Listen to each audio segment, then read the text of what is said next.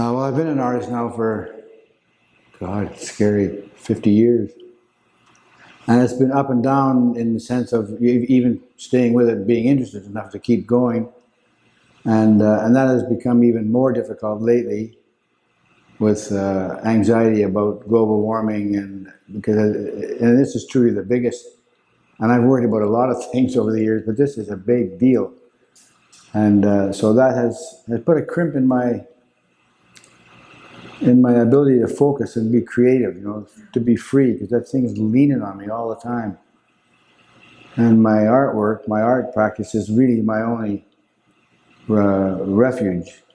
And now even that's gone because I can't keep it pushed away, And sometimes I'm tempted to perhaps do something in connection with it, but it's too big.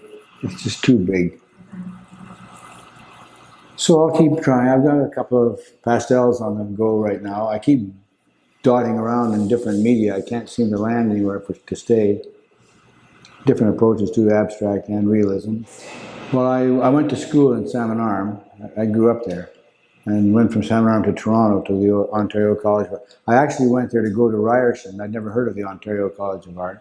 But then when I got there and found out about that college, I went there for 4 years, interrupted by a couple of years back at UBC doing criminology. I've been mixed up ever since I started, and I still haven't landed anywhere. But yeah, and I spent 2 years in Toronto doing editorial illustration for Maclean's and Chatelaine and so on. But I couldn't stand living in Toronto. Too big, too hot, too hurdy. And now it's insane. I was there recently. It's crazy. And not interestingly crazy somehow. It's just big and crazy. It's so huge now. And what else? Then I came back home to Salmon Arm and went to work for the railroad for 5 years. Bought a house. This foot's missing one toe. That's a memorial from my railroad days. Getting knocked off a boxcar and having the load run over my foot. That sort of made me get off the railroad. That didn't. I went to work after 6 months off work, and the first move we made in the yard was bringing the unit off the shop, running it down the line. I'm going to unlock or lock up the switch again. I hear moaning in the dark, and there's a guy laying there. A guy had fallen asleep, and we cut his leg off just above his knee.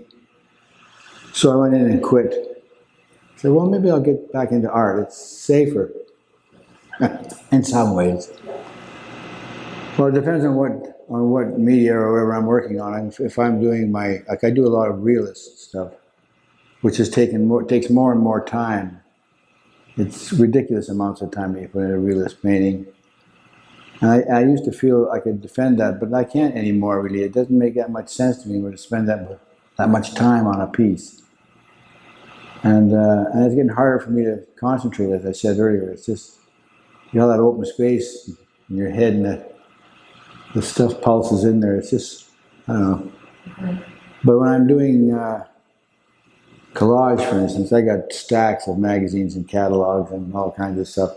I start tearing out pages, and I've got several tables. I lay them all out and just scan the stuff, going back and forth, putting stuff together. Something clicks, and you write that down. I use my camera a lot. I take a picture of it. Because I might use those items in something else while I'm still looking. So just so I can remember that one layout, I take a lot of pictures of as I'm going. Then I sift through and start putting the ones together that I think are worth it. And if I also worked in silk screening for years. Too much donkey work with silk screening, washing and preparing screens, and then a little bit of creativity, and then back to washing and preparing screens. But I did a lot. It kept me going for years in terms of income, But then computers and prints sort of kicked that out of the way. I couldn't do that anymore. I could, but you couldn't make any money at it. So it depends on what I'm actually. If I'm doing a realist piece, I'm always scouting, always looking around. My interest there is that we think we know reality, and people dismiss realism in a way because they think it's just copying what's out there. And the reason I do it is because we don't know what's out there. We're comfortable in thinking we know what's out there, but we don't really. And so I'll find a piece that, or an image that,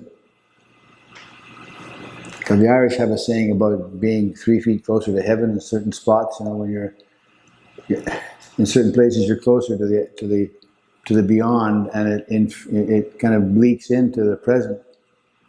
And then but it has to be something that really marks me, because once I've made that choice, that's the creative part is over. Then it's just the donkey work of getting it finished, you know. And by the time 3 months have gone by, you're sick of it. At least I am. So it all depends on what medium or what. Fundamentally, I'm absorbed by reality and how we know it, how we create meaning, because there is no meaning in it. It's all what we feed into it, and that intrigues me. I don't really. I like them both, and for different reasons, I guess. And I'm not sure what the reasons are. Well, the realism I know, because I like to present realistic images that people think are easy to understand.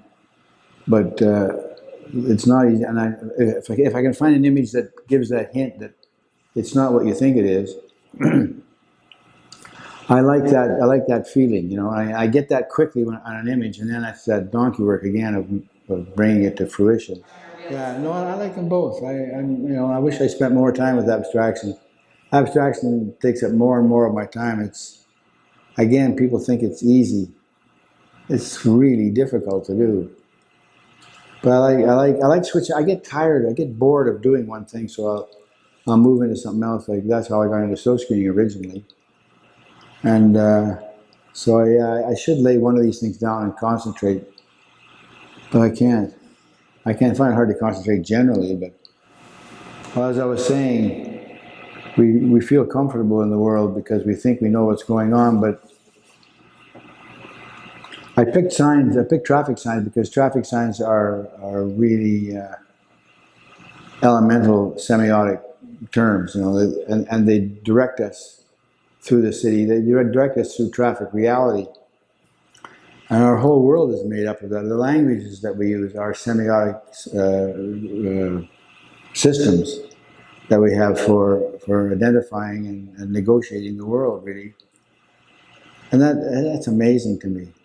And I really don't know very much about it. I got really interested in it when I was doing those pieces, and then started to play with it, just be joking about it, because it's so deep that you get lost in it.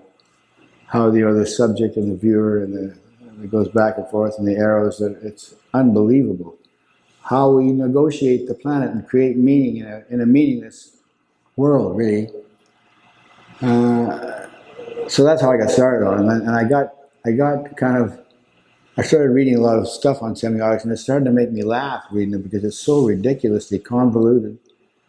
So I thought, well, I'll do this, and I'll just do it with that attitude of just being silly, you know. Because being heavy about it is just too stupid. It's just too nuts. So and I'm so delighted to have it in a context that's not in a gallery, that's in a busy area where people are only going to glance at it, or if they're waiting, they've already pissed off about missing a flight or something, they're going to be grouchy looking at it. But it gives all these different ways of viewing it outside of the art world. So I'm kind of happy about it being up there, really. I don't know if I have a hope, but I have a hunch that there'll be a lot of confusion, and maybe some yucks. It's just, I just like the idea that it's in a free space where people are going to see it, not, as you say, like going into a gallery, which is a semiotic place all its own for aesthetic. And that intrigues me, that these people just see it in a more casual sense, you know, the way you would watch something out the car window. I think it's just to take a little of the air out of things, you know, so it's not so hyperventilated and precious. I mean, it's a serious undertaking. Semiotics the science of signs is really interesting. But people live their lives entirely unconscious of it. You don't have to know anything about it to negotiate the world. We learn to read, we learn to use our language. Some people have several languages. I envy them. But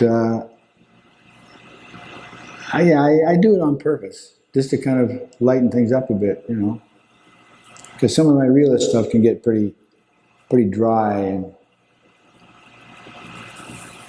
yeah, trying to be a funny guy.